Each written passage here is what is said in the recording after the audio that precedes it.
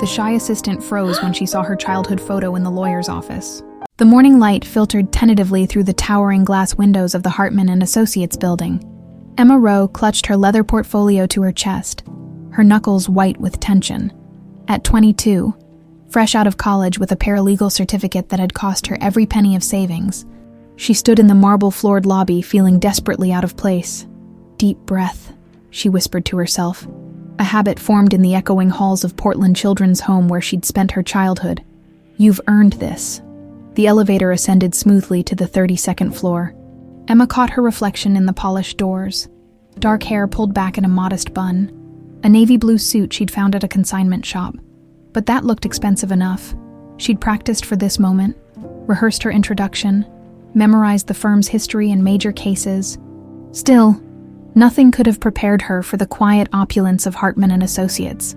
When the doors slid open, she stepped into another world. The reception area gleamed with understated wealth.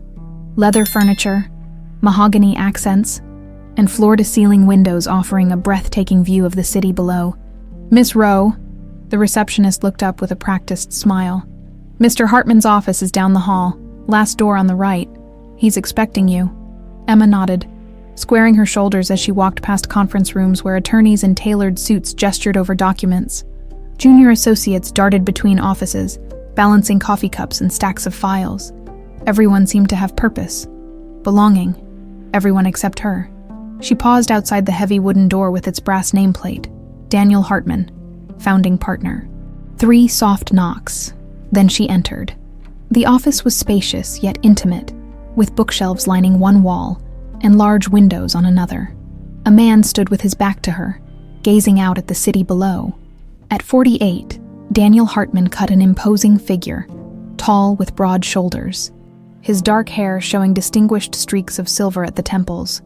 Mr. Hartman, I'm Emma Rowe, your new assistant. He turned, and Emma felt an unexpected jolt. His eyes, a striking shade of blue, seemed to look straight through her for a fleeting second. Something like recognition crossed his face, quickly replaced by his professional demeanor. Miss Rowe, he nodded, gesturing to the chair across from his desk. Your credentials are impressive, graduated top of your class, excellent recommendations. Thank you. Sir, I'm grateful for the opportunity. Madeline, Mrs. Brooks, my partner, was impressed by your interview. She rarely approves new hires for my office personally. Emma nodded, trying to hide her surprise. She'd interviewed with HR and never met the infamous Madeline Brooks, the other founding partner whose reputation for brilliance was matched only by stories of her intimidating presence. You'll be handling my calendar, correspondence, client communications, and helping prepare case files. Daniel continued, handing her a security badge. Jessica, who's leaving for law school, will train you this week. Any questions? No, sir. I'm ready to begin. Good. Jessica will show you to your desk. As Emma rose to leave, something on Daniel's desk caught her eye. A silver frame, turned slightly away from visitors. The glimpse was brief, but enough to see a smiling, dark-haired little girl in a white dress. Something about the photo tugged at her memory, but Jessica appeared at the door before she could process the feeling. Emma, let me show you around. The morning passed in a blur of introductions and procedures. Emma met associates, paralegals, and support staff whose names blended together. Jessica, efficient and kind, walked her through the filing system, security protocols, and office politics. Watch out for Madeline Brooks, Jessica whispered over lunch in the break room. Brilliant attorney, but ice cold. Some say she hasn't smiled in 20 years. As if summoned by her name, the door swung open and conversation instantly died. Madeline Brooks stood in the doorway, elegant in a tailored charcoal suit, her blonde hair cut in a severe bob that accentuated sharp cheekbones. At 55, she was striking rather than beautiful, with calculating gray eyes that assessed the room before landing on Emma. You must be Emma Rowe, she said, her voice smooth and controlled. I hope you're finding everything satisfactory. Emma rose quickly. Yes, Mrs. Brooks. Jessica has been very helpful. Madeline's gaze lingered, something almost like suspicion in her eyes. Daniel's assistants need exceptional attention to detail. His work is particular to him. I understand. do you?" A cool smile. "We'll see. Welcome aboard." After she left, the room seemed to exhale collectively. That was actually friendly for her. Jessica muttered, "Come on, I'll show you Daniel's filing system." By late afternoon, Emma's head was spinning with information. Jessica left her to organize Daniel's schedule for the coming week, a task meant to familiarize her with his routines and clients. Alone in his office while he attended a meeting, Emma couldn't help but glance again at the silver frame. This time, she picked it up. The world stopped. The little girl in the white dress with dark braids smiled up at her, seated on a wooden swing. Behind her, a ranch-style house with a wide porch, mountains in the distance. Emma's hands trembled. She knew that dress, that swing, that smile, because the girl in the photograph was her. She had no memory of the photo being taken, but she recognized herself immediately. The same dress appeared in the only childhood photo she possessed, a creased Polaroid the orphanage had given her when she aged out of the system, her only link to a past before Portland Children's Home. Questions exploded in her mind. How did Daniel Hartman have a photo of her as a child? Why was it on his desk in a silver frame? What possible connection could exist between her and this powerful attorney? Emma carefully returned the frame to its exact position, her heart hammering against her ribs. Outside the office, she heard voices approaching, Daniel and another partner discussing a case. She quickly returned to her desk, mind reeling, as Daniel passed. He nodded cordially, completely unaware that his new assistant had just discovered an impossible connection between them, one that defied explanation. That night in her small apartment, Emma stared at her own worn photo. The same dress, the same face, but her copy was cropped, showing only her on a swing against a blank background. Daniel's photo showed more. The house, the mountains, context she had never known existed. For 22 years, Emma had been no one from nowhere. Now suddenly, she was someone with a past she couldn't remember, connected somehow to her new boss. Tomorrow, she would begin searching for answers, but she would need to be careful, very careful, because if Daniel Hartman had a photo of her as a child, there was no telling what other secrets might be hidden in the elegant offices of Hartman Associates. Emma arrived at the office early the next morning, determined to maintain her composure despite the turmoil in her mind. She'd barely slept, her thoughts circling like restless birds around the photograph. The security guard looked surprised to see her at 7:15 a.m., but she just smiled and mentioned paperwork. "Eager beaver," he chuckled, waving her through. The office floor was eerily quiet. Emma moved through the hushed space, feeling like an intruder. She settled at her desk, booting up her computer while glancing at Daniel's closed door. She needed access to firm records, personnel files, anything that might explain the impossible connection. But how? Jessica had shown her the digital filing system yesterday, meticulously organized by year, client, and case type. If there was anything personal about Daniel, where would it be? "You're here early," Emma startled. Daniel Hartman stood by her desk, coffee in hand, looking surprised but not displeased. "Good morning, Mr. Hartman. I wanted to get familiar with the scheduling system before things get busy." He nodded approvingly. "Initiative, I like that." As he unlocked his office, Emma noticed the dark circles under his eyes. Had he slept as poorly as she had? "Sir," she ventured, "Jessica mentioned there are archive files not in the digital system for background on long-term clients. I might need to access those." Daniel paused at his doorway. "The archives are in the basement. Madeline's assistant has the key." He hesitated, "Though I'm not sure what you'd need from there just yet." "Just trying to be thorough," Emma said, attempting to look earnest rather than desperate. Something softened in his expression. "Thorough is good, but walk before you run, Emma." When he closed his door, she released a breath she hadn't realized she was holding throughout the morning. Emma performed her duties flawlessly while observing Daniel. He was meticulous, focused, respected but not particularly close to colleagues. He worked through lunch, accepting the sandwich she ordered without looking up from his briefs. No personal calls, no mentions of family. By afternoon, Emma had found nothing revealing in the accessible files. She needed another approach. "Jessica," she asked during coffee, "how long has Mr. Hartman been with the firm?" He founded it with Mrs. Brooks about 20 years ago. They were already partners at Caldwell and Reed when they branched off. And Ms. Brooks is his sister-in-law. Jessica lowered her voice. His wife died in a car accident. Tragic story. Nobody mentions it. Emma's heart skipped. He was married. Years ago. Lost his wife and daughter in the same accident. Some say that's why he and Madeline are so driven. Work is all they have left. Daughter. The word echoed in Emma's mind. Her hands trembled as she set down her mug. When did this happen? Jessica frowned, thinking, must be around 20 years ago now. There was a memorial scholarship established, Claire Hartman Scholarship, for law students with financial need. 20 years. Emma was 22, if the girl in the photo was her at age 2 or 3. Are you okay? You look pale. Just tired, Emma managed. First week jitters. Back at her desk, Emma discreetly searched for Claire Hartman Scholarship and found it listed on several law school websites, established 19 years ago in memory of Claire Brooks Hartman and Emma Hartman. Emma. Her name was Emma. The room seemed to tilt sideways. She gripped her desk, breathing deeply to steady herself. It could be coincidence. It had to be coincidence. But what if it wasn't? The rest of the day passed in a fog. Emma performed her duties mechanically, hyper-aware of Daniel's every movement, searching for resemblances.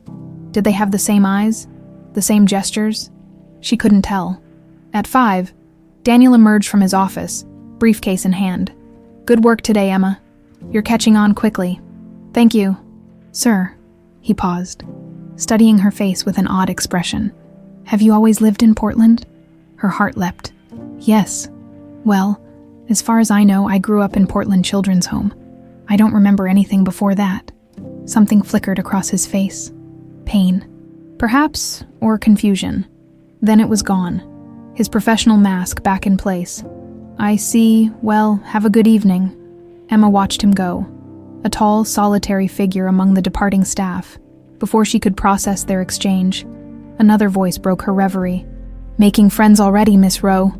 Madeline Brooks stood behind her, elegant and intimidating in a tailored burgundy suit. Her gaze flicked to Daniel's retreating form, then back to Emma. Just confirming tomorrow's schedule, Mrs. Brooks. Madeline's eyes narrowed slightly. Daniel seems taken with you. I'm just doing my job. Indeed, let's keep it that way, shall we? Daniel values his privacy.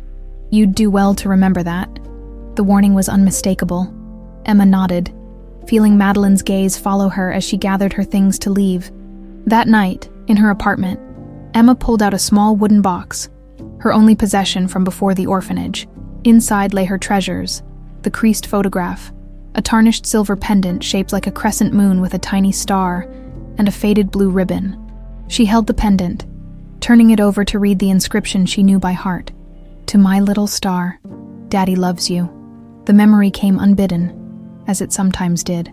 Fragments of a soft voice singing a lullaby, the scent of pine trees, a man's deep laugh. But whenever she tried to grasp these memories, they slipped away like morning mist.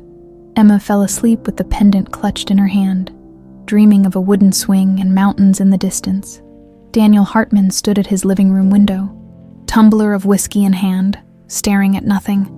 The spacious house felt emptier than usual tonight. Something about the new assistant, Emma, had unsettled him deeply. He moved to his study and unlocked the bottom drawer of his desk, pulling out a worn leather album. The pages were familiar, painful. Claire smiling on their wedding day, the ranch in Montana where they'd planned to retire, newborn Emma swaddled in hospital blankets, toddler Emma on her toy horse, Emma on the swing in her white dress, just weeks before the accident. The new assistant looked nothing like his daughter.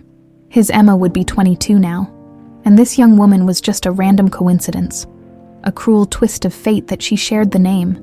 Yet something in her eyes, the way she tucked her hair behind her ear. Stop, he told himself. She's gone. They're both gone. He'd been down this road before, seeing Claire and random women at the grocery store, imagining he heard Emma's laugh on the playground near his house. The therapist had called it prolonged grief disorder. Daniel called it the price of surviving. He closed the album, but couldn't bring himself to return it to the drawer. Instead, He poured another drink and sat with the ghosts of his family, wondering why, after all these years, the pain felt suddenly, acutely fresh. Perhaps it was just the name, Emma, of all the names in the world. Why did his new assistant have to be named Emma? 2 weeks into her new position, Emma had established herself as indispensable. She arrived early, stayed late, and anticipated Daniel's needs before he voiced them. Partners and associates had begun requesting her specifically when they needed something from Daniel's office. "You're making the rest of us look bad," joked Tanya, one of the paralegals, as Emma deftly sorted through a stack of depositions. "Daniel actually said thank you yesterday. I've worked here 3 years and never heard those words." Emma smiled but kept working. Her efficiency wasn't just professional ambition, it was strategy. The more valuable she became, the more access she gained. Already, she had permission to retrieve files from records that other assistants couldn't touch. So far, she'd found nothing concrete linking her to Daniel beyond the photograph and her name, but she'd discovered something about Claire Hartman. She had been a promising attorney herself, working at the same firm as Daniel and Madeline before her death. "Morning, Emma." Daniel's voice broke through her thoughts.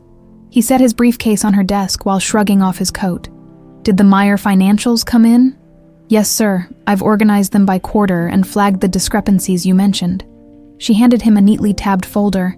"Also, the Thompson hearing was moved to Thursday. I've adjusted your calendar."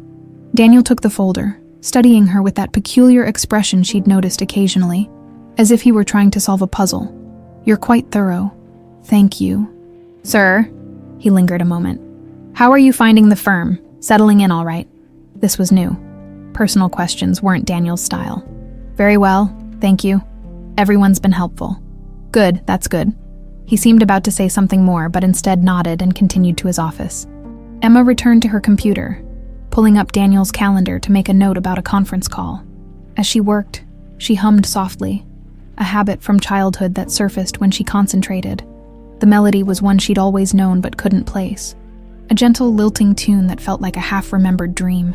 She didn't notice Daniel standing in his doorway, frozen, his face drained of color. "What is that song?" His voice was barely audible. Emma looked up, startled. "I'm sorry. That melody. What you were humming?" His knuckles were white against the doorframe. I don't know the name. Something from when I was little, I guess." Daniel stared at her for a long, uncomfortable moment before retreating into his office without another word. Closing the door firmly behind him, Emma sat perfectly still, her heart racing. What had just happened? The tune was nothing special, just a simple lullaby. Why had it affected him so strongly? Later that morning, Madeline Brooks swept through the office. Pausing at Emma's desk, unlike Daniel's distracted manner, Madeline's attention was laser-focused and cold. "Miss Rowe, I need the files for the Westlake merger." "Of course, Miss Brooks." Emma retrieved the thick folder and handed it over. "Mr. Hartman just reviewed them yesterday." Madeline's eyes narrowed slightly. "You seem quite attuned to Daniel's work. Just trying to be efficient." "Indeed."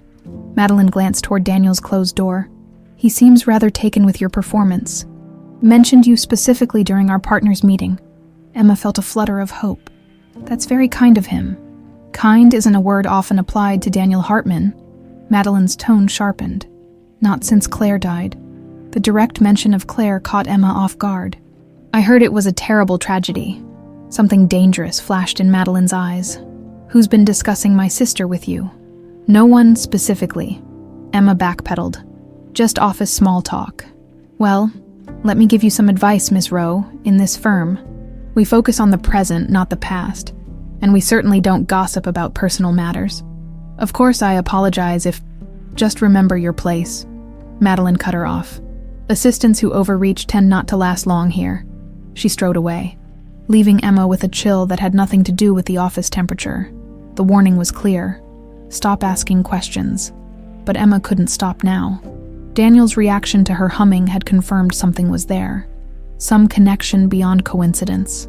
She needed access to more records, particularly anything from around the time of the accident.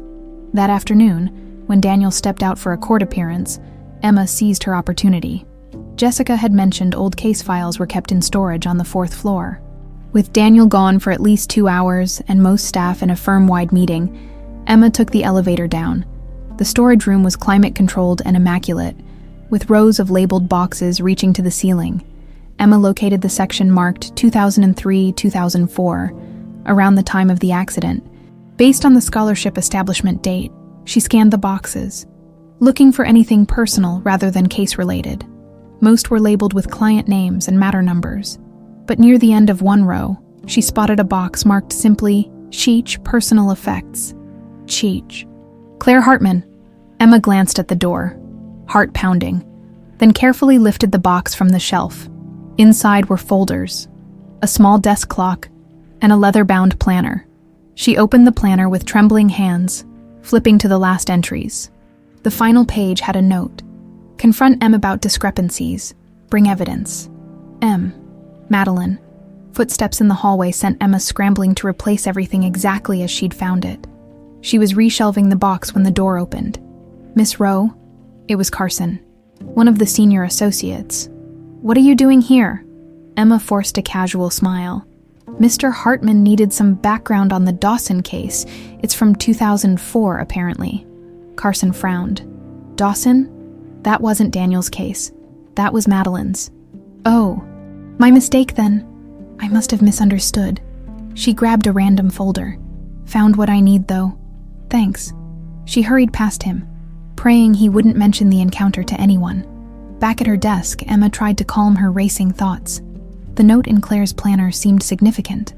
Discrepancies. Evidence. Had Claire discovered something concerning about Madeline? The elevator dinged, and Daniel emerged, earlier than expected. He paused when he saw her, that same haunted expression crossing his face briefly before he masked it.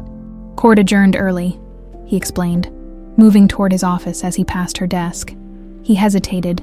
Emma, would you mind staying late tonight? I have some files that need organizing before tomorrow's deposition. Of course, Mr. Hartman. As he continued to his office, Emma noticed something she hadn't before. As he walked away, he began to softly whistle a familiar tune, the same lullaby she had been humming that morning. Her hands froze over her keyboard. That melody wasn't random. It wasn't just any lullaby. It was their lullaby, a thread connecting her forgotten past to this man who might be her father.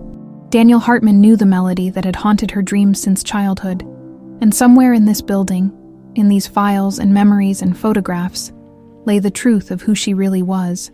Emma glanced at Madeline's office, remembering her warning and the cryptic note in Claire's planner. If she continued digging, she wasn't just risking her job anymore, based on what she was beginning to suspect. She might be risking much more. The office had emptied hours ago, leaving only the hum of air conditioning and the occasional ping of the elevator in the distance. Emma sat at her desk, completing the file organization Daniel had requested. He remained in his office, door slightly ajar, the soft glow of his desk lamp spilling into the darkened reception area. She'd been meticulous with the task, partly out of professionalism, partly to justify staying so late. The clock on her computer read 9:48 p.m. Most nights, Daniel left by 7. Emma, his voice startled her. He stood in his doorway, jacket discarded, tie loosened, looking more human than she'd seen him before. You should go home. You've done enough. I'm almost finished, sir. Just cross-referencing the Lawson depositions. He studied her with that penetrating gaze. You work too hard. Reminds me of... He stopped abruptly. Of who? Emma asked quietly. Daniel seemed to consider whether to answer. My wife, he finally said. Claire was relentless when she believed in something. He gave a sad smile. It's not a bad quality. The mention of Claire created an opening Emma couldn't ignore. I heard she was an incredible attorney, the best I've ever known. He leaned against the doorframe. Brilliant legal mind, but what made her exceptional was her moral compass. Always knew right from wrong, no matter how complicated the situation. You must miss her very much. Daniel's expression darkened. Every day for 20 years. The silence stretched between them, filled with unspoken grief. Mr. Hartman, Emma ventured. May I ask you something personal? He tensed visibly but nodded. That photograph on your desk, the little girl on the swing, She was your daughter, wasn't she? Daniel's face became a mask of controlled pain. Yes, Emma. My daughter's name was Emma. The confirmation sent a jolt through her, though she'd already guessed the truth. I'm sorry for your loss, she whispered. Thank you. His voice was tight. Now, please, go home and get some rest. The files can wait until morning. Emma gathered her things. Sensing the moment had passed, as she headed toward the elevator, she heard him call after her. Miss Rowe, that song you were humming earlier. She turned back. Yes. Where did you learn it? She considered lying, but found she couldn't. I don't know. I've known it as long as I can remember. From before the orphanage, I think. Something like hope and terror mingled in his eyes. I see. Good night, Emma. Good night, sir. As the elevator doors closed, Emma leaned against the wall, her heart racing. The way he'd said her name at the end, not as an employee, but almost as if testing a theory. He was noticing the connections, too. Back in her apartment, Emma couldn't sleep. She paced the small space, mind churning with possibilities. If Daniel Hartman was her father, how had she ended up in an orphanage? The official story was that both Claire and Emma had died in the accident, but if she had survived, a horrible thought struck her. What if it hadn't been an accident at all? She shivered, wrapping her arms around herself. The idea seemed melodramatic, something from a thriller novel. Yet the note in Claire's planner, confront M about discrepancies, bring evidence, nagged at her. Had Claire discovered something damning about her sister? Something worth killing for? Emma shook her head. She was letting her imagination run wild. She needed concrete evidence, not wild theories. Tomorrow she'd find a way to access more files from that period. Morning brought unexpected opportunity. As Emma arrived, Daniel informed her he'd be in court all day. I've emailed a list of tasks. Top priority is organizing the references for the Bannister arbitration. Of course, it'll be ready when you return. He hesitated at her desk. You seemed interested in the firm's history last night. The 20th anniversary gala is coming up in a few months.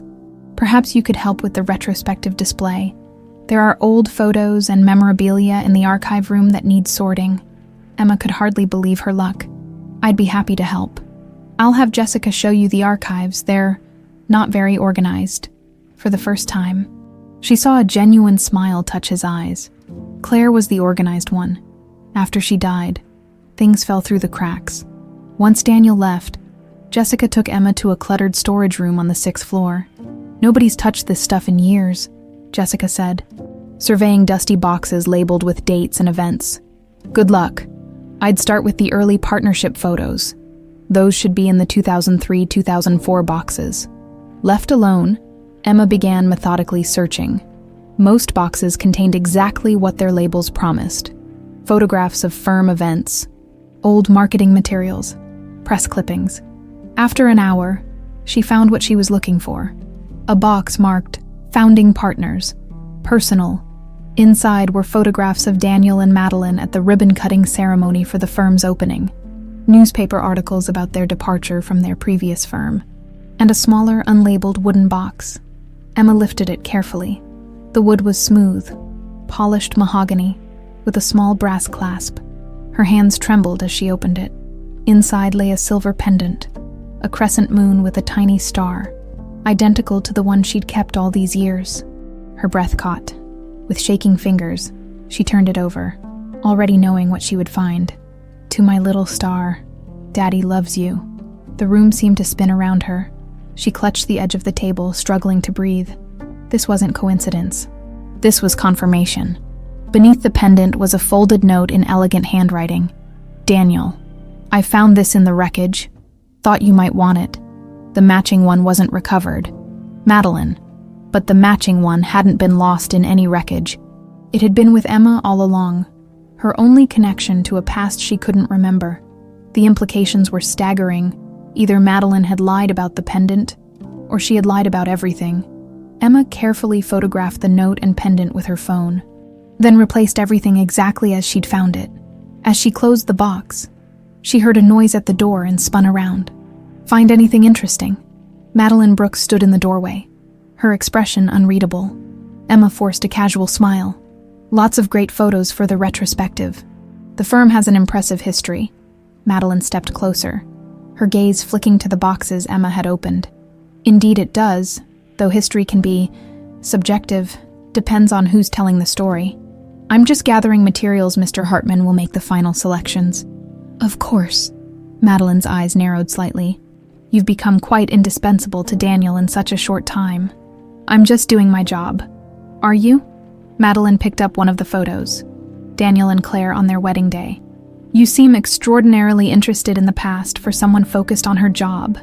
Emma's mouth went dry. The anniversary display requires historical context. Madeline set the photo down carefully. Just remember, Miss Rowe, not all history is meant to be displayed. Some things are better left buried. She smiled thinly. For everyone's sake. After Madeline left, Emma remained frozen, the warning hanging in the air. There was no mistaking the threat beneath the polite words. That evening, alone in her apartment, Emma held her own pendant under the light, comparing it to the photo she'd taken. They were identical, down to the unique pattern of the tiny star. She was Emma Hartman. She had survived the accident that killed her mother, and someone, Madeline, had ensured she disappeared, leaving Daniel to believe his entire family was dead. But why? What could possibly justify such cruelty? The answer, Emma suspected, lay in Claire's last planner entry. Confront M about discrepancies. Bring evidence. Claire had discovered something about Madeline, something worth killing for. And if Emma kept digging, she might meet the same fate. Yet she couldn't stop now. Not when she was so close to uncovering the truth about her past, and perhaps bringing justice for the mother she couldn't remember. Emma arrived at work the next morning to find a sticky note on her computer. See me, MB. Her stomach clenched. Had Madeline somehow discovered what she'd found? Taking a deep breath, she knocked on Madeline's office door. Enter. Madeline sat behind her immaculate desk, not bothering to look up from her laptop as Emma entered. The office was sleek and impersonal. No photographs, no mementos, just awards and law books. You wanted to see me, Mrs. Brooks. Yes. Madeline finally looked up, her gray eyes cold. The Archer case files you gave Daniel yesterday. There's a page missing from the financial disclosure. Emma frowned. That's not possible. I checked everything twice. Nevertheless, it's missing. Madeline slid a folder across the desk. Page 17, the one detailing offshore accounts. Emma opened the folder. The page was indeed gone, but she distinctly remembered organizing the complete document. I don't understand. I'm certain it was there. Carelessness reflects poorly on the firm. Miss Rowe, Madeline's tone was razor sharp. Daniel may tolerate mistakes. I do not. It wasn't a mistake, Emma said, more firmly than she intended. I reviewed those documents personally. Madeline raised an eyebrow. Are you suggesting someone removed it deliberately? The challenge hung in the air between them. Emma realized she'd walked into dangerous territory. No, of course not. I must have missed it. I'll be more careful in future. See that you are. Madeline turned back to her laptop in dismissal. And Emma, stay focused on current cases. The anniversary retrospective is a minor project, not a treasure hunt. The message couldn't have been clearer. Madeline knew exactly what Emma had been looking for. Back at her desk, Emma found Daniel already in his office, reviewing briefs. When she brought him coffee, he glanced up with a tired smile. You look like you've already had a challenging morning. Just trying to correct a mistake with the Archer files. Daniel frowned. What mistake? Emma explained about the missing page, watching his reaction carefully. I reviewed those files last night, he said. They were complete then. Their eyes met in silent understanding. Someone had tampered with the files after Emma had prepared them. I'll get you a complete copy from the digital archive, she offered. Thank you. He hesitated, then added quietly, Emma, be careful with Madeline. She can be unforgiving. The warning sent a chill through her. Did he suspect his sister-in-law of something, or was he simply cautioning a new employee about office politics? Throughout the day, Emma noticed small sabotages. Her carefully arranged files were subtly disorganized. An important email to a client was mysteriously delayed in the outbox. A meeting she had scheduled for Daniel was accidentally canceled. None of these issues could be directly traced to anyone. But the pattern was clear. Someone wanted her to appear incompetent. During lunch, Emma found a quiet corner of the break room and Googled Claire Hartman accident on her phone. Most articles were brief, mentioning only that the prominent attorney and her daughter had died when their car went off a mountain road during a rainstorm. Claire had been driving to her family's ranch after visiting her sister. No other vehicles were involved. Emma searched deeper, looking for police reports or more detailed coverage. Nothing seemed suspicious on the surface, just a tragic accident on a dangerous road. As she scrolled, someone sat down beside her. Emma quickly closed the browser. Finding anything interesting? It was Patricia, an older legal secretary who had been with the firm since its founding. Just catching up on news, Emma lied. Patricia gave her a knowing look. You've been asking about the old days, about Claire. Emma stiffened. Just for the anniversary display. Patricia glanced around to ensure they were alone. You know, I worked with Claire at the old firm. Brilliant woman. Kind, too. Not like her sister. Emma's pulse quickened. You knew them both well. Well enough. Patricia lowered her voice. Claire was worried about something those last few weeks. Staying late. Reviewing old files. Financial records. Mostly. What kind of financial records? Client accounts. Trust funds. The kind of thing Madeline oversaw. Patricia's eyes narrowed. Week before the accident, I overheard them arguing. Claire said something about ethical obligations and reporting discrepancies. Madeline told her to mind her own business. Emma tried to keep her voice steady. Did anyone investigate after the accident? No reason to? Car went off the road in bad weather? Patricia shrugged. But timings always struck me as convenient, especially with how quickly Madeline stepped in to handle everything. Funeral arrangements, closing Claire's cases, consoling Daniel. You think... I don't think anything, Patricia interrupted sharply. And if you're smart, neither will you. Some questions aren't worth the answers. She stood to leave, then paused. You look like her, you know. Something around the eyes. Before Emma could respond, Patricia walked away, leaving her with more questions than answers. That afternoon, Emma was filing documents in the records room when Carson, the senior associate who'd found her in storage earlier, approached. Hey, Emma, Madeline's looking for the Westmont brief. Said you were supposed to deliver it this morning. Emma frowned. She never asked me for any Westmont documents. Carson shrugged. Well, she's pretty upset about it. Said it's making us look unprofessional to the client. That's impossible. I never received that assignment. Emma felt a surge of anger. This was a deliberate setup. Maybe check your email again. Sometimes things get buried. I'll look into it right away, Emma said, already knowing she'd find nothing. Sure enough, her inbox contained no mention of Westmont briefs, but she did have a new email from an unfamiliar address. P. Jenkins, a Hartman Law. Com. The subject line was blank, and the message contained only a file attachment labeled Claire Notes PDF. Patricia Jenkins, the secretary who'd spoken to her at lunch. Emma glanced around to ensure she was alone, then opened the file. It contained scanned pages from a notebook in Claire's handwriting. Reviewed Carlisle Trust accounts. $230K missing. M claims clerical error but documentation altered. Original records replaced. Keep searching. Found similar patterns in Richardson and Westmont accounts. Always after M took over management. Always errors that benefit the same offshore entity. M confronted me today. Said I was overthinking and should remember family loyalty. Implied Daniel wouldn't believe me anyway. She's wrong. The final entry was dated 3 days before the accident. Found definitive proof. Taking copies to ethics committee tomorrow after dropping Emma at Mom's. Can't delay any longer. Professional obligation overrides family ties. Emma's hands trembled as she closed the file. Claire had discovered Madeline embezzling client funds. She'd been planning to report her own sister to the ethics committee, which would have meant disbarment at minimum, possibly criminal charges, and she'd died before she could do it. No, Emma corrected herself. She'd been killed before she could do it. The door to the records room opened suddenly. Emma quickly closed the email as Madeline Brooks entered. Miss Rowe, I believe you have an explanation for the missing Westmont brief. There must be some misunderstanding. Mrs. Brooks, I never received any instructions about Westmont documents. Madeline's smile didn't reach her eyes. No. How strange. I distinctly remember telling you yesterday. I'm sorry, but you didn't. Are you calling me a liar, Miss Rowe? The tension crackled between them. Emma knew this was a power play, a deliberate attempt to undermine her. Of course not. There must have been a miscommunication.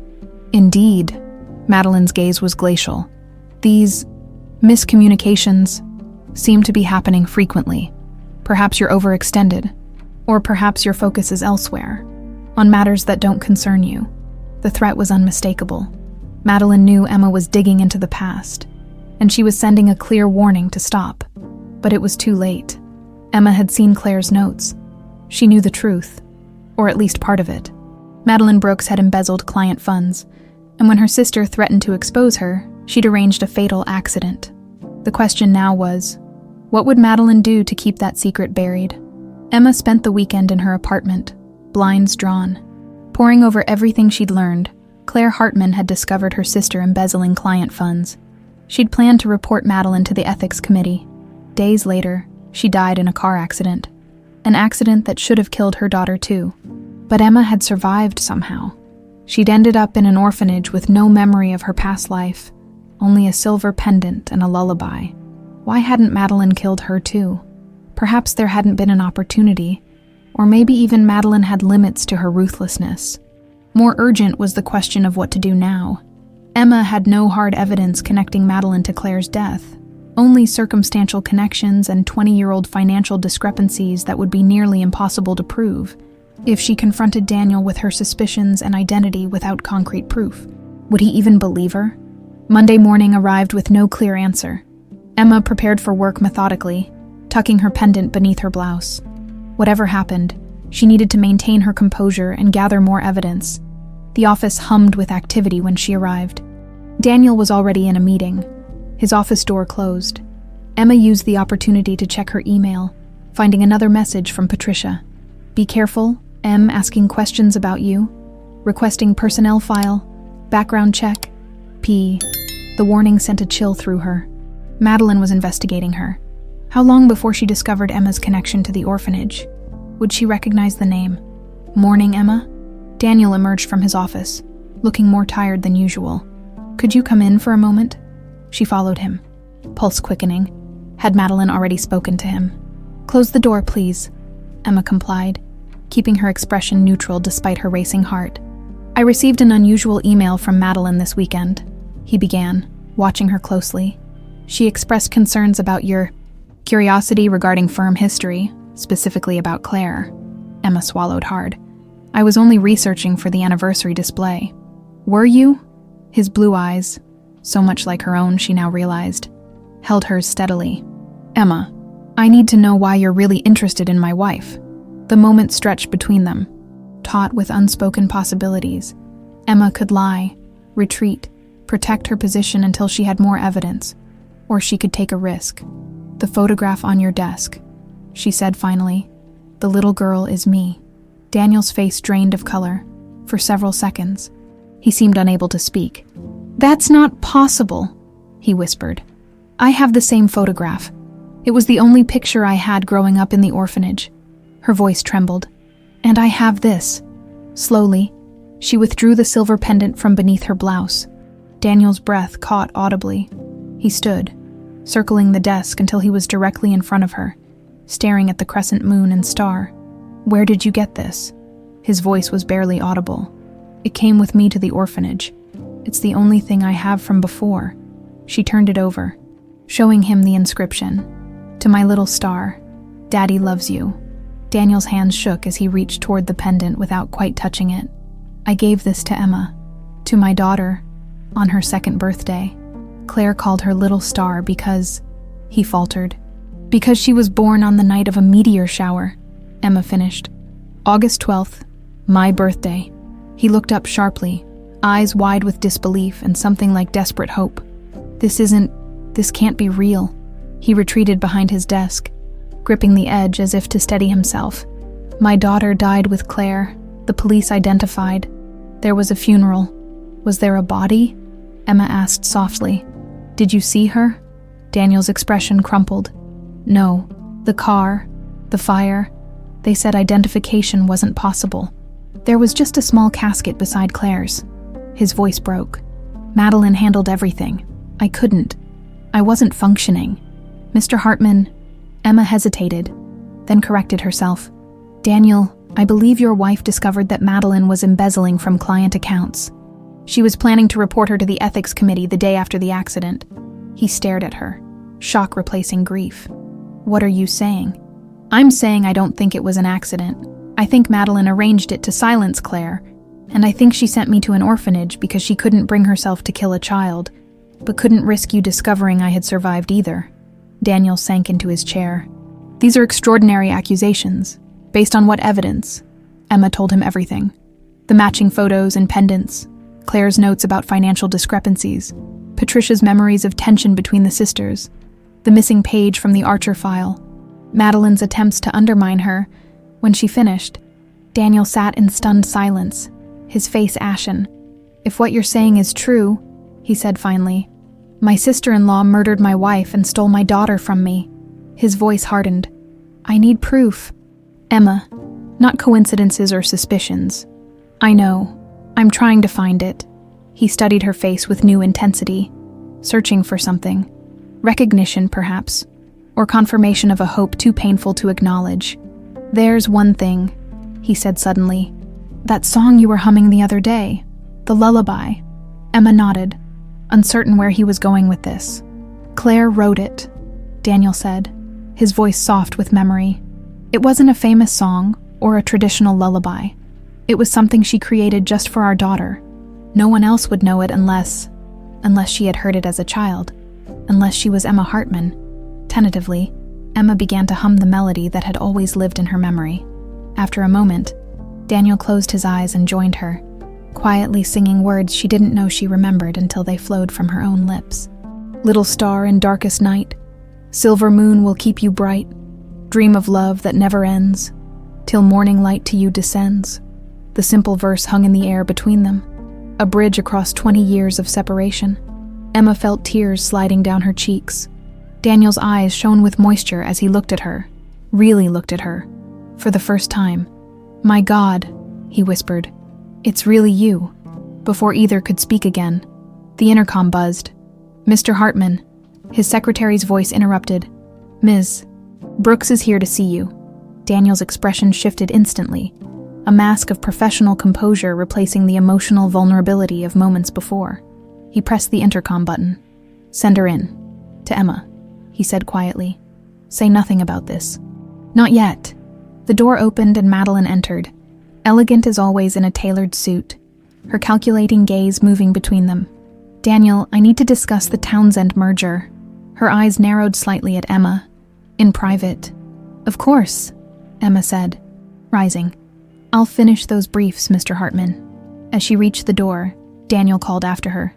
Oh, and Emma, could you pull the Montana property documents later?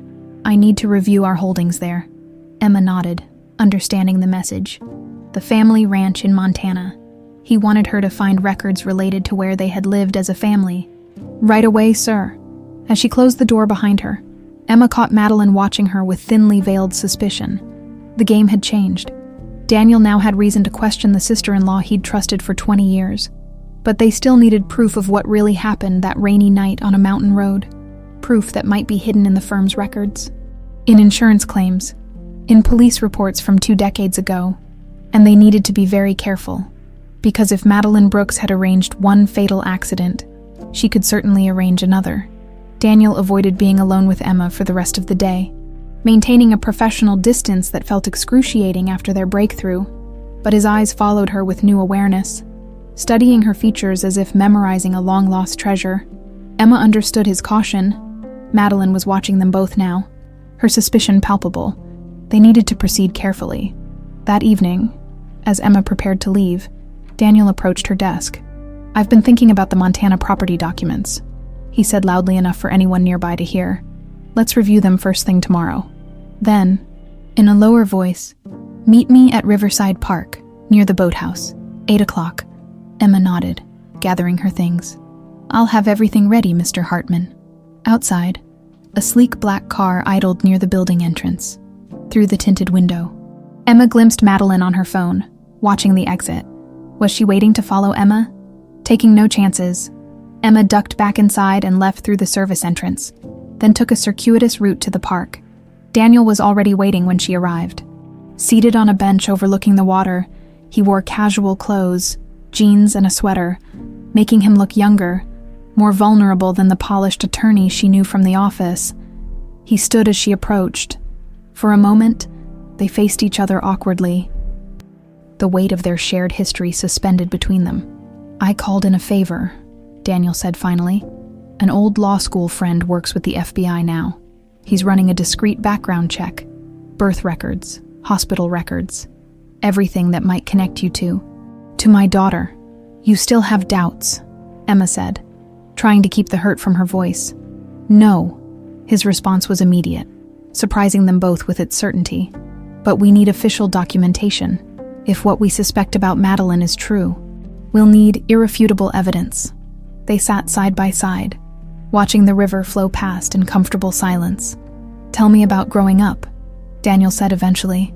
"The orphanage, your life?" Emma described her childhood at Portland Children's Home. Not neglectful, but institutional and impersonal. How she'd thrown herself into academics, earning scholarships that paid for college and her paralegal certification. "I always felt like I was searching for something," she admitted. "Some connection I'd lost. I used to dream about mountains and a porch swing." She smiled faintly. "And always that lullaby." Daniel's eyes glistened. "Claire sang it every night. She had a beautiful voice." He hesitated. "You have her smile and her determination." "What was she like?" Emma asked softly. Daniel's face transformed with memories. "Brilliant, fearless, deeply ethical. She believed the law should protect people, not just serve the wealthy." He shook his head. "I lost sight of that after she died.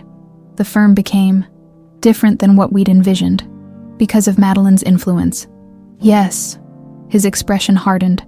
"If she's responsible for what happened to Claire, for separating us all these years, we'll need more than suspicions," Emma reminded him. "Madeline's too smart to leave obvious evidence." "Perhaps." Daniel reached into his pocket and withdrew a business card. "But we don't have to work alone. This is Robert Mercer, a private investigator I've used for sensitive cases. I've asked him to look into the accident and the financial irregularities Claire was investigating." Emma took the card. "Will he be discreet?" "If Madeline suspects, she won't, as far as she knows. He's investigating background for the Eastman case." Daniel checked his watch. "We shouldn't stay together too long. It's not safe to meet like this again until we have proof." As they stood to leave, Daniel suddenly reached out, his hand hovering uncertainly between them before gently touching her cheek. 20 years, he whispered. "I've missed 20 years of your life." Emma felt tears threatening. "We have time to make up for it." "Yes." His determination was fierce. "Yes, we do." The next morning, Emma arrived to find Patricia waiting by her desk, expression tense. "Madeline's called a special partners meeting," she whispered. "Something about organizational restructuring." Emma's stomach tightened. "When?" "Now." "Conference room." Through the glass walls, Emma could see partners gathering. Daniel sat at the far end, his face impassive, as Madeline stood at the head of the table, commanding attention. Emma pretended to work while straining to observe the meeting. Madeline spoke animatedly, gesturing to a presentation on the screen behind her. Several partners nodded in agreement. Daniel remained still, his expression unreadable. When the meeting ended, partners filed out discussing something about departmental oversight and operational efficiency. Daniel was immediately cornered by two senior partners, preventing Emma from approaching him. Later that morning, she received an email from Hartman. "Effective immediately. All administrative staff will report to departmental managers rather than individual partners. Your new supervisor will be Janet Wilson, who oversees administrative support for the corporate division." Emma stared at the screen in disbelief. Madeline had restructured the entire firm to separate her from Daniel, a perfectly legitimate business move that just happened to isolate them from each other. She glanced toward Daniel's office. He was on the phone, expression grim. When he saw her looking, he gave a subtle shake of his head. Not now. Midday. Emma's phone buzzed with a text from an unknown number. "Info found. Meeting arranged. Tonight." 8 p.m., Hudson's Diner. Come alone. Robert Mercer, the investigator. He'd found something already. Emma deleted the message immediately.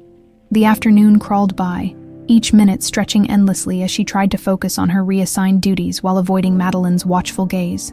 At 7:30, she slipped away from the office and took a taxi to Hudson's, a nondescript diner in a quiet neighborhood.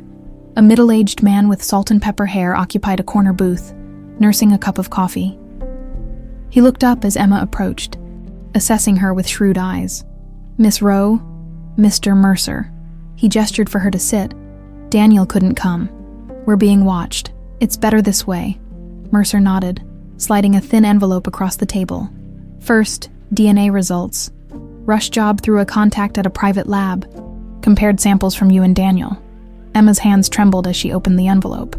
The report contained scientific terminology and statistics, but the conclusion was unmistakable.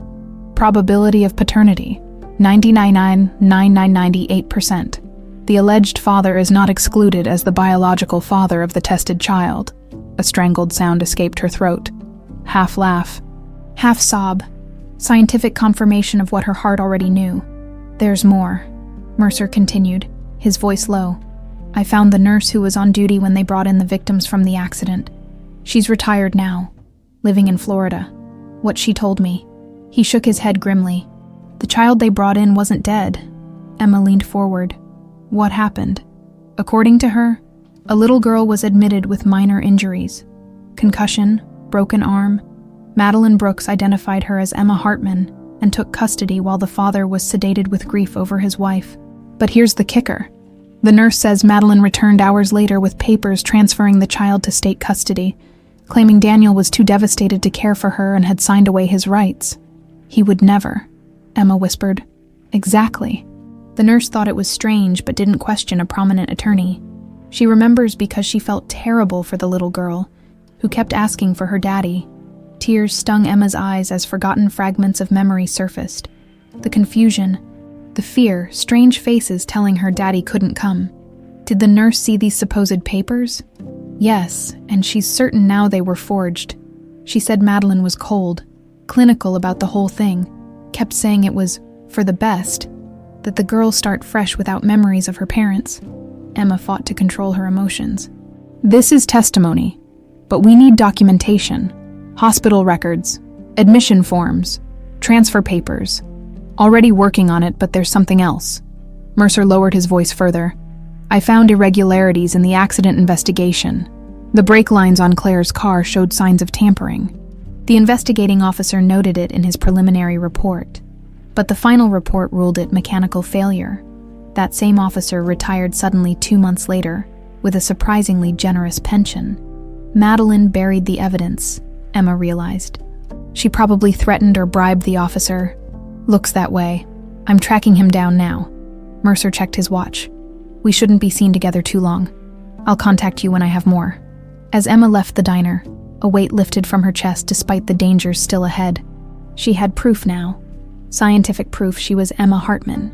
And they had their first lead on how Madeline had orchestrated both the accident and Emma's disappearance. What they still needed was the why. The financial evidence Claire had discovered that made her such a threat to her sister. That evidence had to exist somewhere in the firm's records. And somehow, Emma would find it. As she hailed a taxi, she didn't notice the sleek black car parked across the street, or the driver who followed at a careful distance, watching, waiting, reporting back to the woman who had already killed once to protect her secrets. Emma's hands shook as she unlocked her apartment door. The DNA results felt like a talisman in her pocket, scientific proof of what she'd begun to believe in her heart. She was Emma Hartman. Daniel was her father, and the woman who had torn them apart still held power over both their lives. Her phone buzzed with a text from an unknown number. "We need to talk. Car outside in 5 AD." 5 minutes later, Emma slipped into the back seat of a taxi. Daniel sat inside, tension radiating from him. "Madeline knows something's wrong," he said without preamble. "She's watching both of us, having us followed." "I just met with Mercer," Emma replied, passing him the DNA results. "It's official." Daniel stared at the paper, his composure cracking as he read the confirmation of their connection. When he looked up, his eyes shimmered with emotion. "My daughter," he whispered, reaching for her hand. "You're really here." For a moment, they sat in silence, the weight of 20 lost years hanging between them. "Mercer found the nurse who was there the night of the accident," Emma continued. "She confirms I was brought in alive. Madeline took custody while you were sedated, then returned with forged papers transferring me to state care." Daniel's expression darkened. "I never signed anything. I was barely conscious. They had me on heavy medication after telling me Claire was gone." His voice broke. "If I'd known you were alive..." "I know." Emma squeezed his hand. "Mercer also found evidence the brake lines were tampered with. The investigator noted it, but the final report was altered. She's going to pay for this," Daniel said, his voice hardening with resolve. "For Claire, for what she stole from us." The taxi circled the block, never stopping long enough to draw attention. Daniel outlined what they knew. Madeline had embezzled client funds. Claire discovered the theft and planned to report her sister to the ethics committee. Before she could, Madeline arranged the accident, taking the opportunity to fake Emma's death as well. "What we still don't have is proof of the embezzlement. The evidence Claire found," Daniel said. "Without that, it's her word against ours about the accident and your identity. Those records have to exist somewhere in the firm's archives," Emma reasoned. "Claire would have kept copies. If she did, Madeline would have destroyed them years ago. Maybe not everything." Emma thought back to Claire's notes. The clients mentioned, Carlisle Trust, Richardson, Westmont. Are any of them still with the firm? Daniel nodded slowly. "Westmont. They've been clients for over 25 years. Then their complete records should still exist, including from when Madeline was handling their accounts. But accessing those records now would alert Madeline immediately. Not if we had help." Emma hesitated. "Patricia Jenkins, she worked with Claire, suspected something was wrong with the accident. She's the one who sent me Claire's notes." Daniel considered this. "Patricia's retiring next month. Nothing for Madeline to threaten her with." He nodded. "It could work. But we need to move quickly. The organizational changes Madeline pushed through today give her more direct oversight of administrative staff. She's trying to isolate you. She can't keep us apart forever." "No," Daniel agreed. "But she can make things difficult." He checked his watch. "We shouldn't be seen together too long. I'll contact Patricia, set things in motion." As the taxi slowed near her apartment building, Daniel caught Emma's arm. "Be careful. Madeline's dangerous. If she suspects we know the truth." "I will." She hesitated at the door. "When this is over, I'd like to hear more about her, about Claire, about the life we had." Daniel's smile was bittersweet.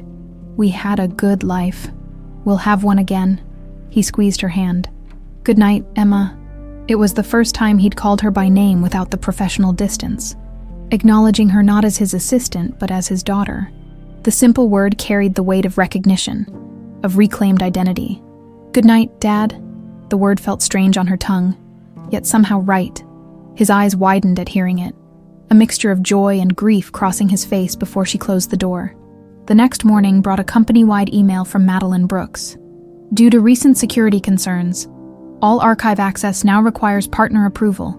Administrative staff must submit written requests detailing specific documents needed and business purpose." Another obstacle. Emma wasn't surprised. Her new supervisor, Janet Wilson, approached her desk mid-morning. "Emma, Ms. Brooks would like to see you." Emma's stomach tightened. Had Madeline discovered her meeting with Daniel?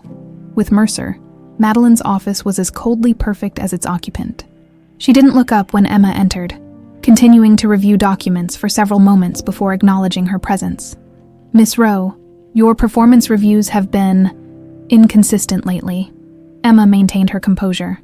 "I wasn't aware of any issues." "No." Madeline raised an eyebrow. "Your former direct supervisor seems to have been rather lax in providing feedback. Fortunately, our new organizational structure addresses such oversights." The threat was clear. Under the new system, Emma's continued employment no longer depended on Daniel's assessment. "I've always aimed to meet the firm's standards," Emma said carefully. "Have you?" Madeline set aside her papers. "Your extracurricular activities suggest otherwise." Emma's pulse quickened. "I'm not sure what you mean. Late nights at the office? Unusual interest in archived files? Meetings with private investigators?" Madeline's smile was shark-like. Did you think I wouldn't notice? So she knew about Mercer, but how much more did she know? The anniversary retrospective requires research, Emma replied, forcing calm into her voice. Let's dispense with pretense, shall we? Madeline leaned forward. You've been asking questions about Claire, about the accident, trying to access records from that period.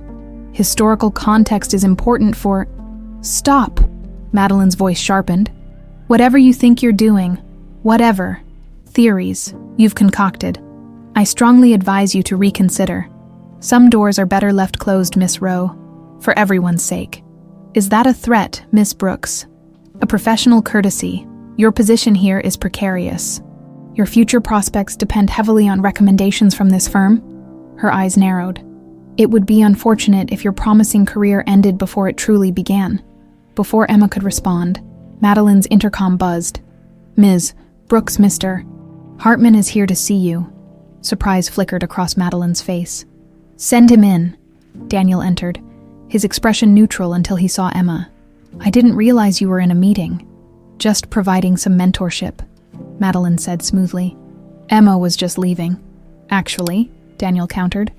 I needed to speak with both of you about the Westmont audit. Madeline stiffened almost imperceptibly. What about it? Discrepancies in their historical records, going back to 2003. Daniel met Emma's eyes briefly. As Emma's been researching firm history, she might have insights on the filing systems from that period. A perfect pretext to access exactly the records they needed. That's ancient history, Madeline dismissed, and hardly requires Miss Rowe's involvement. On the contrary, Daniel insisted, Emma's demonstrated exceptional attention to detail. And as you've always said, Madeline, thoroughness is essential when reviewing financial matters. The subtle emphasis on financial matters wasn't lost on Madeline. Her eyes darted between them, calculating. Very well, she conceded finally. But I'll oversee the process personally. We can't have inexperienced staff misinterpreting complex financial records. Of course, Daniel agreed. Transparency is vital, particularly with client funds. The tension in the room was palpable. Emma realized they were speaking in a kind of code, each statement laden with double meanings, challenging and counter-challenging beneath a veneer of professional courtesy. I'll have Janet free up Emma's schedule, Madeline said, clearly ending the meeting. In the hallway outside, Daniel murmured to Emma, Patricia's secured the original Westmont files, hidden copies. Meet her in conference room C at 6. Madeline knows we're investigating, Emma warned softly. She mentioned Mercer. Daniel's expression hardened. Then we need to move quickly, before she can destroy more evidence. He glanced around to ensure they weren't overheard. One more thing. The DNA results from Mercer. I've sent them to my FBI contact along with the nurse's statement. We're building a case. As Emma returned to her desk, she felt Madeline's gaze following her from across the office. The older woman stood in her doorway, phone pressed to her ear, her expression calculating and cold. The game had changed. Their search for truth was now in the open, a direct challenge to the powerful woman who had orchestrated a decades-long deception. And if Madeline Brooks had murdered once to protect her secrets, what would stop her from doing so again? Emma touched the pendant beneath her blouse, drawing strength from the tangible connection to her true identity. Whatever came next, she was no longer a nameless orphan searching for belonging. She was Emma Hartman, daughter of Daniel and Claire, and she would not rest until justice was served. The firm emptied gradually as evening approached. Emma kept her head down, pretending to focus on mundane tasks while monitoring Madeline's movements from the corner of her eye. At 5:45, Madeline finally left her office, briefcase in hand, stopping to speak with her assistant before entering the elevator. The moment the doors closed, Emma made her way to conference room C. Patricia was already there, a stack of weathered folders on the table before her. Lock the door, the older woman instructed without preamble.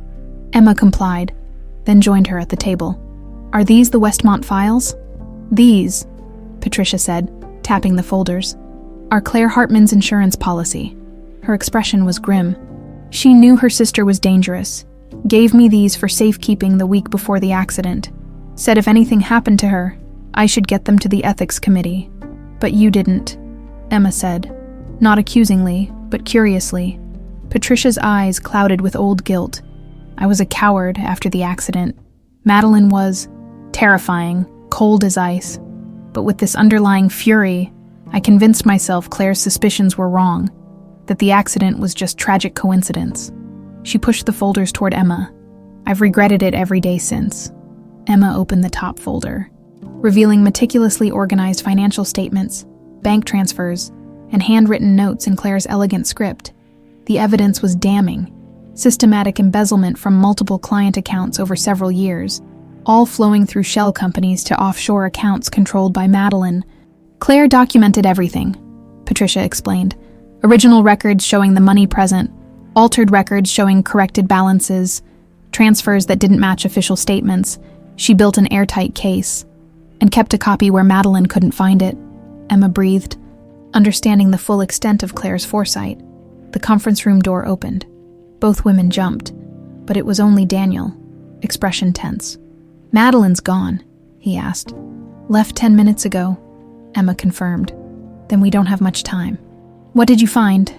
Emma gestured to the folders. "Everything." Claire documented all of it. The embezzlement, the cover-up, even the threats Madeline made when confronted. Daniel skimmed through the papers, his legal mind quickly grasping the significance of each document. "This proves motive, combined with the brake line evidence and your identity." He looked up at Emma, determination hardening his features. "We have enough." "Enough for what?" Emma asked. "To end this, once and for all." Daniel pulled out his phone. "I'm calling an emergency partners meeting for tomorrow morning. Every partner, every department head, key associates. By noon, Madeline Brooks will no longer be part of this firm." As he stepped aside to make calls, Patricia touched Emma's arm. "There's more," she said quietly, pulling a sealed envelope from her purse. This came with the files. Claire said it was only to be opened if the worst happened. The envelope was addressed simply, "For Daniel, in case of emergency." Emma held it reverently, feeling the weight of her mother's final message. "I'll make sure he gets it." Patricia nodded, gathering her things. "I should go before anyone notices I'm here. Good luck tomorrow." After she left, Emma approached Daniel, still on his phone organizing the meeting. When he finished, she handed him the envelope.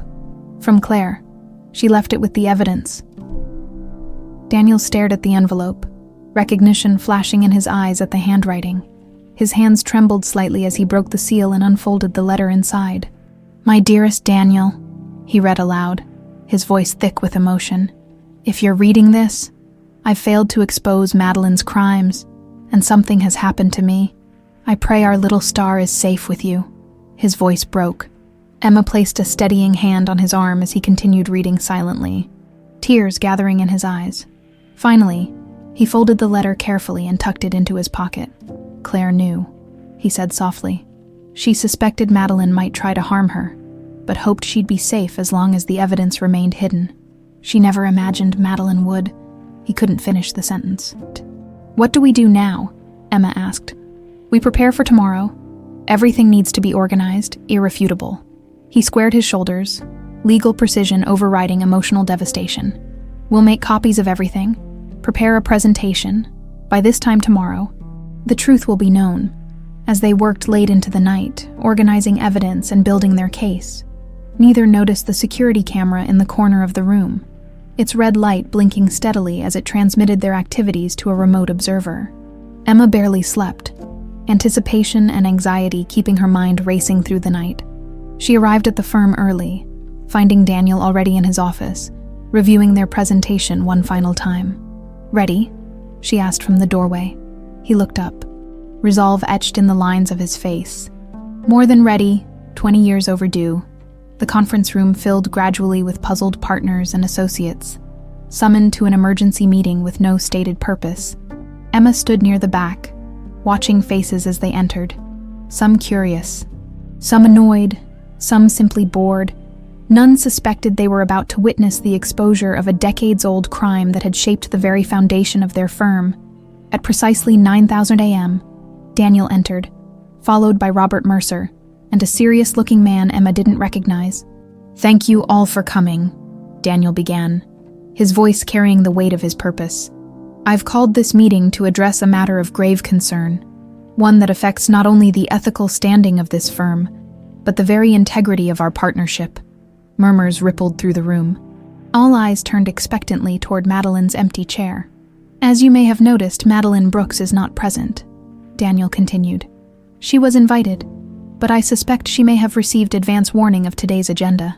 He nodded to Mercer, who distributed folders to each person present. "What you're receiving is evidence of systematic embezzlement from client accounts spanning more than 2 decades, embezzlement orchestrated by Madeline Brooks." The room erupted in shocked exclamations. Daniel raised his hand for silence. "There's more. These financial crimes are only the beginning. When my late wife, Claire Hartman, discovered these irregularities and prepared to report them to the Ethics Committee, Madeline took steps to silence her permanently." Daniel's voice remained steady, though Emma could see the cost of his control. The car accident that killed Claire 20 years ago was not an accident. It was deliberate sabotage, orchestrated by Madeline to prevent exposure of her crimes. He gestured to the screen behind him, where photos of damaged brake lines appeared alongside forensic reports. These were suppressed from the official investigation through bribery and intimidation. The stunned silence in the room was deafening. Partners exchanged horrified glances, unable to process the magnitude of the accusations. "Most of you believe that my daughter Emma also died in that crash." Daniel's voice finally wavered. That, too, was a lie. All eyes followed his gaze to where Emma stood. She stepped forward, heart pounding. "My daughter survived the crash with minor injuries.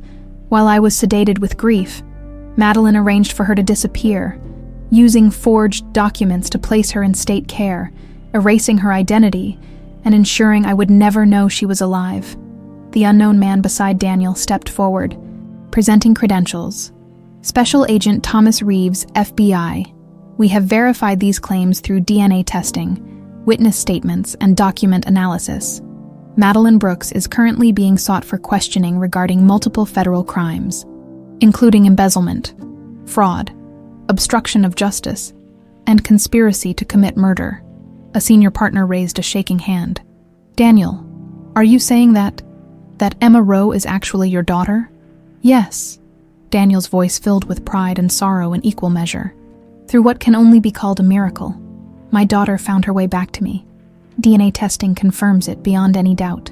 Emma moved to stand beside him, producing the silver pendant that matched the one in the evidence folder. "I grew up in an orphanage with no memory of my early life. Only this necklace and a photograph when I was hired at this firm. I recognized myself in the picture on Mr. Hartman's desk." The conference room doors burst open. All heads turned as Madeline Brooks strode in, immaculately dressed as always, but with a wild fury in her eyes that betrayed her carefully maintained composure. "What exactly do you think you're doing?" she demanded, her gaze locking on Daniel. "The truth, Madeline. After 20 years, it's finally time for the truth."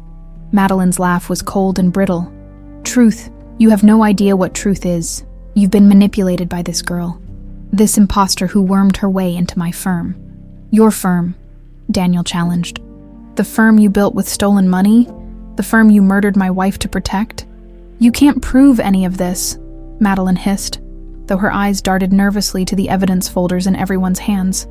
"Actually," said Agent Reeves, stepping forward, "we have more than enough to make a case. The FBI has been investigating financial irregularities at this firm for months. Miss Rowe's discoveries simply accelerated our timeline." For the first time, Madeline looked genuinely afraid. Her gaze swept the room, finding no allies among the shocked partners. "This is absurd," she protested, but the tremor in her voice betrayed her. "I've dedicated my life to this firm. I've made you all wealthy. You killed my sister," Emma said quietly, the words silencing the room. "You stole my life. You left me alone when I should have been with my father." Madeline stared at her, recognition and hatred warring in her eyes. "You look just like her," she said bitterly. "Sanctimonious, self-righteous. Claire was going to ruin everything we'd built because of some misplaced ethical crusade." The admission hung in the air, implicit acknowledgement of all they'd accused her of. "Madeline Brooks," Agent Reeves stepped forward, "I'm placing you under arrest for embezzlement, fraud, falsification of documents, and conspiracy to commit murder. You have the right to remain silent." as the FBI agent led Madeline away in handcuffs. Her final glare at Emma and Daniel contained 20 years of hatred and resentment, and the fury of a woman who had finally lost control of the narrative she'd so carefully constructed.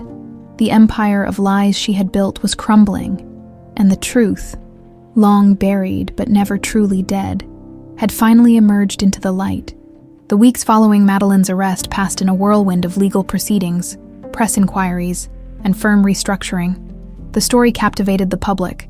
A prominent attorney arranging her sister's murder, a lost daughter finding her way back to her father through seeming coincidence. News outlets called it the reunion that defied all odds. For Emma and Daniel, though, the media frenzy was secondary to the more intimate process of reconnection, of building a relationship after 20 years of separation. They sat now in Daniel's living room, surrounded by photo albums and home videos. The Montana ranch house from Emma's photograph appeared in many images. A rustic, beautiful home with mountains in the background and the wooden swing where little Emma had posed for her father's camera.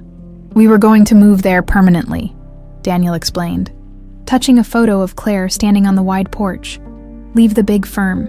Start a small practice focusing on environmental law and indigenous rights." Claire's dream. That's why she was driving there that day, Emma realized. She was scouting schools for me before confronting Madeline. Daniel nodded, his expression solemn. She wanted you safely away while the ethics investigation unfolded. She knew how vicious Madeline could be, just not how far she would go, Emma said softly. The preliminary hearing had revealed the full extent of Madeline's crimes. When confronted by Claire about the embezzlement, Madeline had first threatened, then pleaded, and finally promised to return the money. But she had no intention of surrendering. Instead, she'd tampered with Claire's brakes, expecting the car to crash on the mountain roads to the ranch. What she hadn't anticipated was Emma surviving the crash with only minor injuries. Faced with a living witness, even a 3-year-old one, Madeline made a split-second decision to separate father and daughter permanently, using her legal authority as next of kin to falsify documents while Daniel was sedated. The nurse's testimony had been damning. She described how Madeline had returned to the hospital hours after the accident with transfer papers bearing Daniel's forged signature, claiming he was too devastated to care for his daughter and had agreed to place her in state custody. By the time Daniel regained clarity, Emma was already lost in the system, her identity obscured through Madeline's legal manipulations. "I've been thinking about the ranch," Daniel said, interrupting Emma's thoughts. "I never sold it. Couldn't bear to. It's been sitting empty all these years." Emma looked up, surprised. "Really? Claire and I put it in a trust for you. It's legally been yours since your 18th birthday, though Madeline managed to hide those documents too." He smiled sadly. "It needs work after so many years.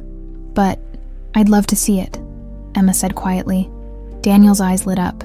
"We could go this weekend. It's about time it had people in it again." The invitation hung in the air. Not just to visit a property, but to reclaim a piece of their shared past, to begin building a future together. "I'd like that," Emma said, her voice thick with emotion.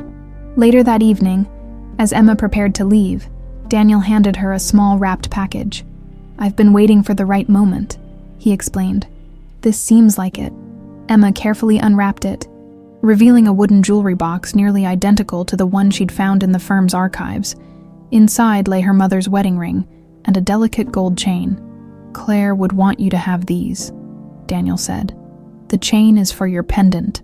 I noticed yours is wearing thin." Emma touched the items reverently. These tangible connections to the mother she barely remembered. "Thank you."